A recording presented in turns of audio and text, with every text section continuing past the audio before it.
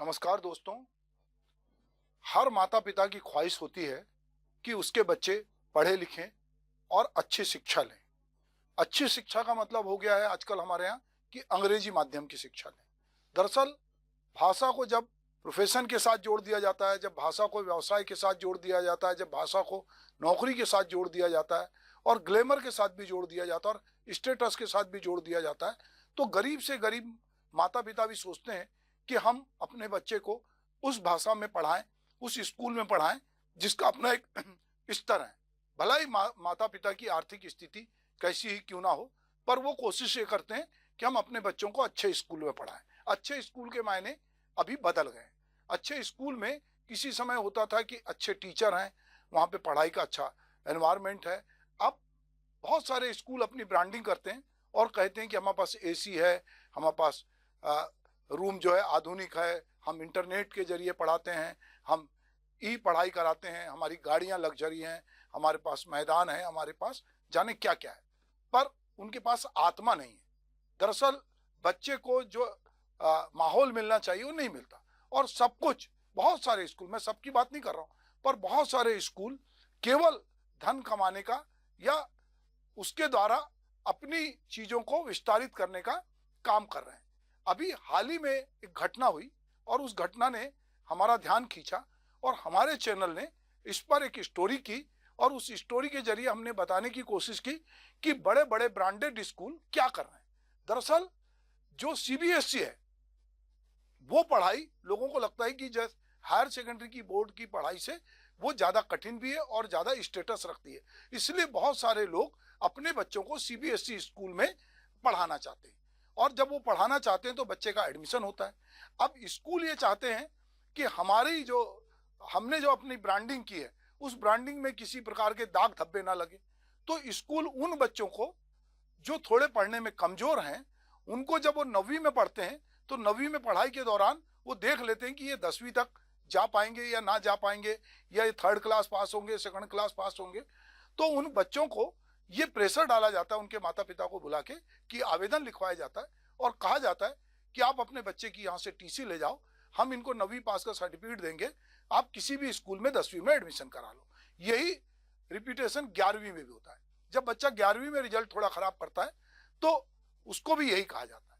अब सवाल ये है कि जो बच्चा सीबीएसई के लिए 9वीं में फॉर्म भरा जाता है, जो बच्चा फॉर्म भरता है वो बच्चा उसी शहर में, जब तक उसके माता पिता का तबादला ना हो बाहर या कोई बहुत बड़ा रीजन ना हो, वो उस शहर में नहीं पढ़ सकता। सीबीएसई बहुत सामान्य तरीके से जो नामांकन की प्रक्रिया करती है 9वीं और 11वीं में, उसको बदलती नहीं। तो ऐसे में बच्चों के पास विकल्प ये होता है कि माता पिता दबाव में आते हैं और बच्चे को उस स्कूल को छोड़ना पड़ता है। स्कूल उनको टीसी दे देता है और बोलता है कि आप किसी भी बोर्ड के स्कूल में, किसी प्राइवेट स्कूल में जाइए। तो यहाँ से बच्चे का मानसिक, आर्थिक और शारीरिक कई तरह का शोषण होता है।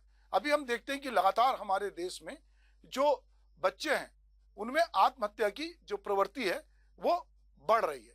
अगर हम देखें अभी एनसीआरबी के जो आंकड़े के अनुसार पिछले 5 जो सालों में 2017 से में 9,905, 2018 में 10,159, 2019 में 10,335, 20 में 12,526 और 21 में 13,089 छात्रों ने आत्महत्या की। इसमें बड़ी मजेदार बात है कि स्कूलों का दबाव, पढ़ाई का दबाव, अपने को सिद्ध करने का दबाव, माता पिता की तरफ से भी ये दबाव रहता है कि बच्चे अव्वल आए। हर बच्चा अव्वल नहीं आ सकता, हर बच्चे जो है पढ़ने में बहुत तेज नहीं है।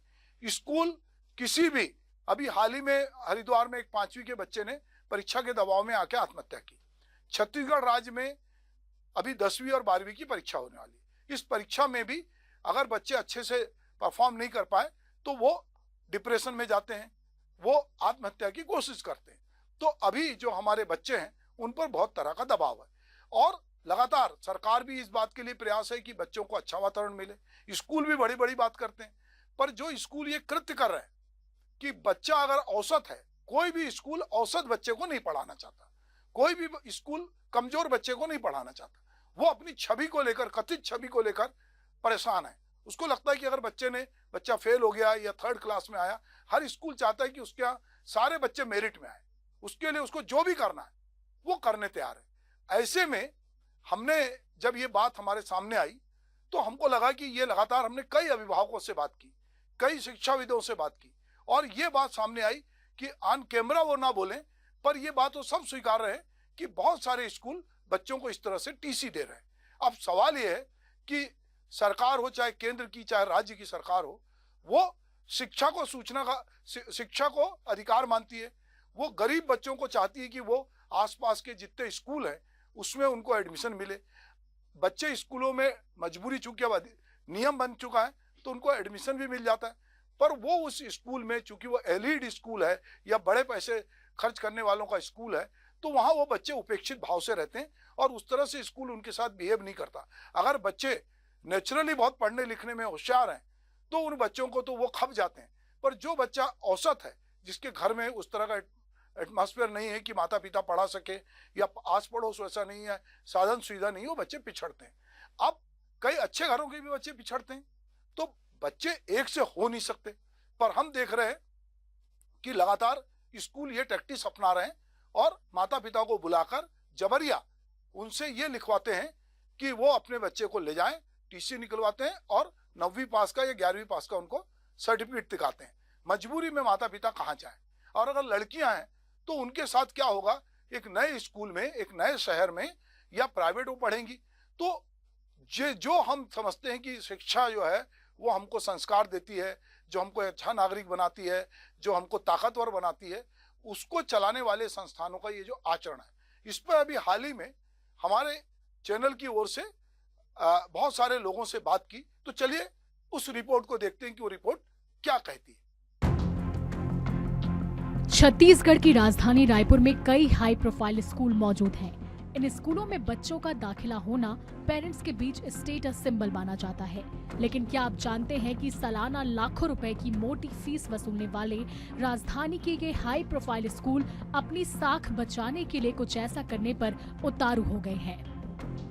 हमारे पास भी ऐसे कई सारे मामले आए हैं। हमारे कई सारे पालक हैं जो हमारे पास आए हैं जिनके बच्चे बड़े बड़े स्कूलों में, केपीएस में, होली क्रॉस कापा में या बैरन बाजार में पढ़ते थे, और सिर्फ इस वजह से उन्होंने स्कूल से निकाला है कि बच्चे बाकी बच्चों के साथ कॉम्पीट नहीं कर पा रहे हैं या स्कूल का स्टैंडर्ड ख़राब ना हो रिजल्ट को लेकर के। बल्कि ऐसा होना नहीं चाहिए। कोई 20 सेशन में बच्चों को निकालना यानी उनके भविष्य के साथ खिलवाड़। करीब आधा दर्जन स्कूलों ने हाल ही में कई बच्चों को जबरिया ट्रांसफर सर्टिफिकेट पकड़ा दिया है। यह जानकारी जैसे ही हमें लगी, हमारी टीम ने इसकी हकीकत जानने के लिए शहर के कई नामी स्कूलों का रुख किया। इस दौरान हमारी टीम रायपुर के नामी स्कूलों में शुमार ब्राइटन इंटरनेशनल स्कूल पहुंची। पड़ताल में हमें पता चला कि पढ़ाई में कमजोर होने की वजह से इस हाई प्रोफाइल स्कूल ने 9वीं और 11वीं के 5 छात्र छात्राओं को जबरन टीसी दे दी है। इस मामले में हमने स्कूल की प्रिंसिपल से बात की, तो आप भी सुनिए उन्होंने क्या कुछ कहा। दिया गया सर, वो उनके परफॉर्मेंस पर ऐसा कुछ नहीं है कि वो नहीं कर पाए, नहीं करना वो नहीं चाहते थे, उस कारण से नहीं कर पाए। जब हमने प्रिंसिपल मैडम से बीच सत्र में बच्चों को निकालने का सवाल किया तो वो भड़क गई और हमारा कैमरा बंद कराने लगी। हमें मुद्दे की असलियत जाननी थी, लिहाजा एशियन न्यूज की टीम ने प्रिंसिपल को दिखाने के लिए मेन कैमरे को तो बंद कर दिया, लेकिन हमारा हिडन कैमरा मैडम की हर वाक्य को रिकॉर्ड कर रहा था। फाइन, बंद करिए उसको। फाइन, बंद करिए उसको। फाइन, बंद करिए उसको। अमूमन ऐसा हर साल होता है क्या चीज़? जो ये कुछ बच्चों को टीसी देने का सिलसिला। बहुत सारे बच्चों को नहीं होता है सर, कभी कभार हो जाता है। कोशिश यही होती है कि सप्लीमेंट्री देते हैं, इसलिए कि देखिए सर, कोई बच्चा यहाँ पढ़ना चाह रहा है, फीस दे के पढ़ रहा है ना, मुझे क्या परेशानी है फीस लेने? दे रहा है ना फीस, फ्री में तो कोई नहीं पढ़ रहा है। बता दें कि सीबीएसई स्कूल्स 9वीं और 11वीं में ही बोर्ड परीक्षा का रजिस्ट्रेशन करवा लेती हैं और जिन बच्चों को निकाला गया है उनका भी रजिस्ट्रेशन हो चुका था। ऐसे में इनके लिए एक ही शहर में स्कूल बदलना इतना आसान नहीं होगा। लेकिन सीबीएसई कभी नहीं कहती कि हम करेंगे ही नहीं, आप कर ही नहीं सकते, ऐसा कुछ नहीं। प्रेफर सब यही करते हैं कि ना दिया जाए। कारण ये है कि आपको परमिशन लेना पड़ता है। इस मामले में हमने Chhattisgarh private school management association के अध्यक्ष राजीव गुप्ता से बात की, तो उन्होंने क्या कुछ कहा आपको सुनाते हैं। नहीं, संख्या की जानकारी मुझे नहीं है, लेकिन ऐसे 3-4 मामले सिर्फ रायपुर शहर के जो मेरे पास आए थे, उन बच्चों के उनके पालकों को हमने मदद की है स्टेट बोर्ड के स्कूलों में प्रवेश दिलाने की। हाँ, 9वीं और 11वीं के बाद 10वीं और 12वीं में किसी भी बोर्ड में रजिस्ट्रेशन थोड़ा कठिन होता है, लेकिन सीबीएसई से अगर वो स्टेट बोर्ड जाता है तो रजिस्ट्रेशन में इतनी तकलीफ नहीं है, बल्कि सीबीएसई से सीबीएसई स्कूल जाने में तकलीफ है, क्योंकि सीबीएसई उसी शहर में ट्रांसफर अलाउ नहीं करता। पढ़ाई में कमजोर बच्चों को बीच सत्र में टीसी देकर स्कूल से निकाल देने का सीधा असर छात्रों और पालकों पर पड़ रहा है। ऐसे बच्चों के पेरेंट्स के लिए सबसे पहली चुनौती होती है कि साल खराब होने से कैसे बचाया जा सके।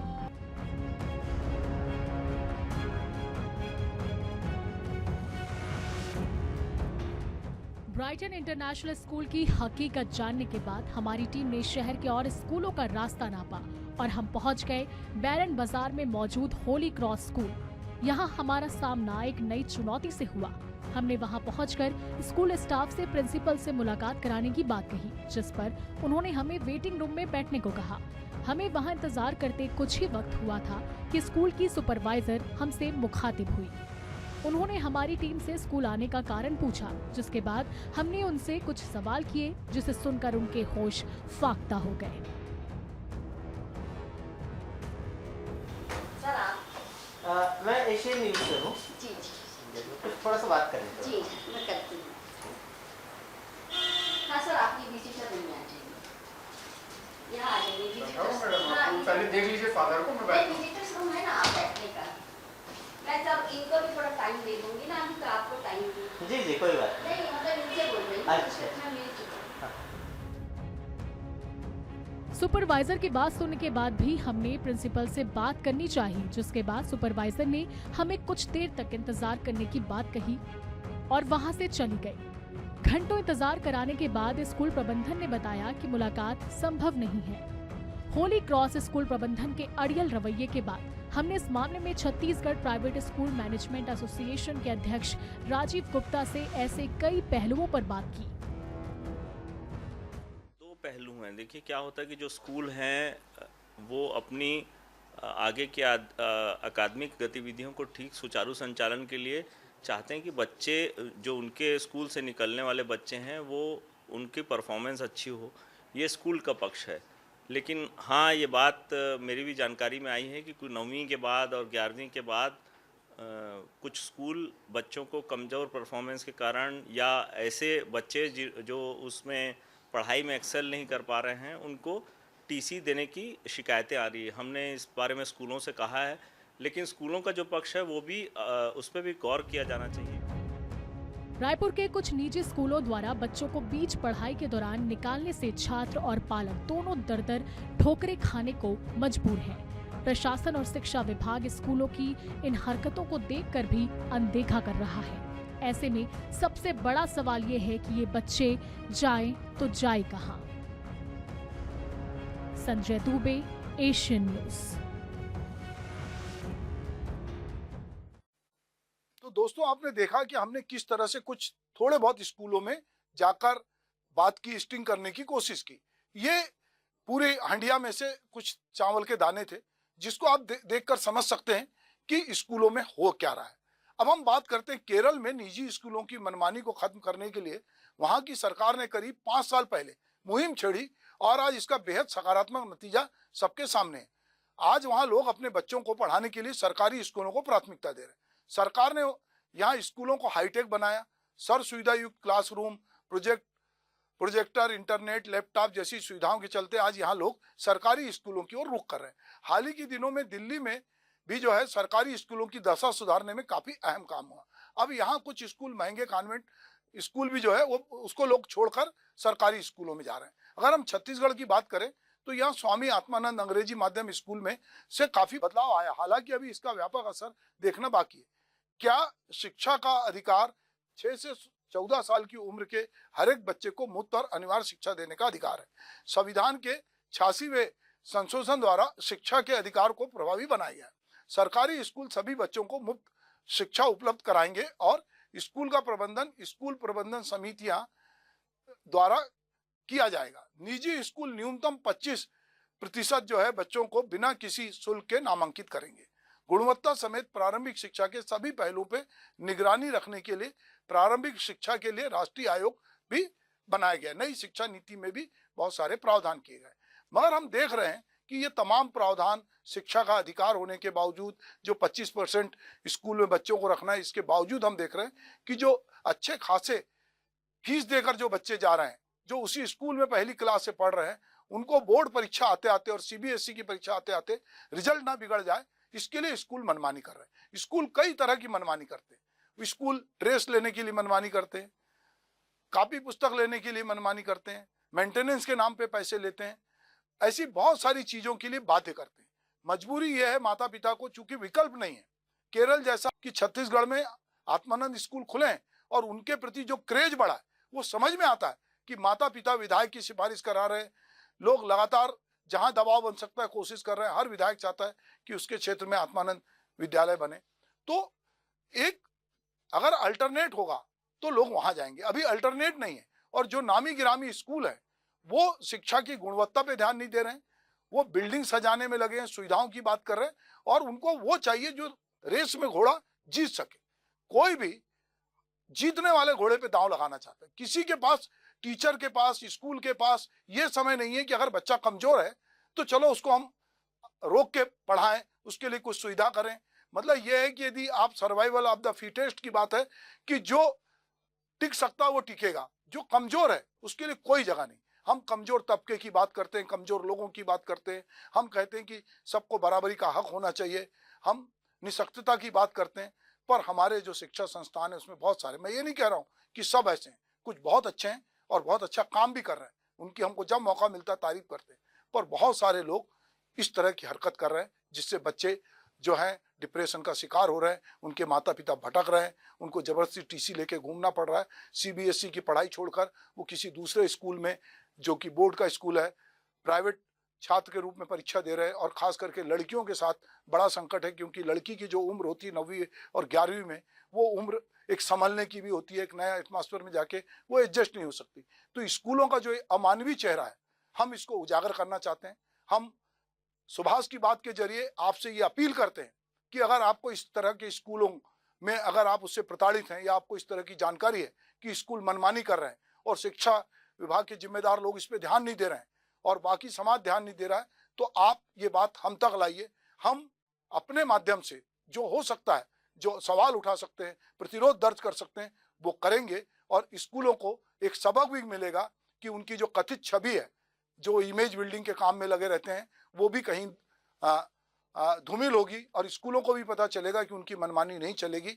माता पिता यदि भटक रहे हैं, बच्चे का भविष्य चौपट हो रहा है, तो इसमें स्कूल यदि जिम्मेदार है तो उनको देखना होगा। पर उन माता पिता को भी देखना होगा कि जो केवल स्कूल के भरोसे बच्चे को छोड़ देते हैं, उनको ये देखना पड़ेगा कि स्कूल में बच्चा 7-8 घंटे रहता है, बाद घर में रहता है, घर में वो क्या कर रहा है, क्या देख रहा है, क्या पढ़ रहा है, किसके साथ उसकी दोस्ती है, अगर उसका लेवल कम है तो उसको हम कैसे कहाँ से उसको प्रमोट करें। और सरकार के नुमाइंदे जो हैं, जो जितने अधिकारी हैं शिक्षा विभाग के, उनकी भी ये नैतिक जिम्मेदारी है कि ऐसा ना छोड़ दें कि एक तरफ उनको लगे कि सरकारी स्कूल तो विकल्प है। कई लोग ये सवाल करते हैं कि क्या जरूरत है निजी स्कूल में जाने की, आप सरकारी स्कूल में पढ़िए, आप यहाँ पढ़िए। सवाल ये है कि माता पिता के मन में ये आस जगाई गई है, पूरे सामाजिक ताने बाने में ये बात फैलाई गई है कि प्राइवेट स्कूल, प्राइवेट अस्पताल बहुत अच्छे होते हैं, प्राइवेट स्कूल बहुत अच्छे होते हैं। पर धीरे धीरे अब लोगों को समझ में आ रहा है, कोरोना में देखा कि ये बड़े लूट के केंद्र भी है। सरकारी संस्थानों में हो सकता है कि अव्यवस्था हो, थोड़ी कमजोरियां हो, पर वहां पर भी बेहतर होता है। और आत्मानंद विद्यालय इसका विकल्प है। पर जिस तरह केरल में हुआ है, यदि उस तरह छत्तीसगढ़ में होगा तो ये जो स्कूल मनमानी कर रहे हैं, ये जो दादागिरी कर रहे हैं, ये दादागिरी खत्म होगी। नमस्कार।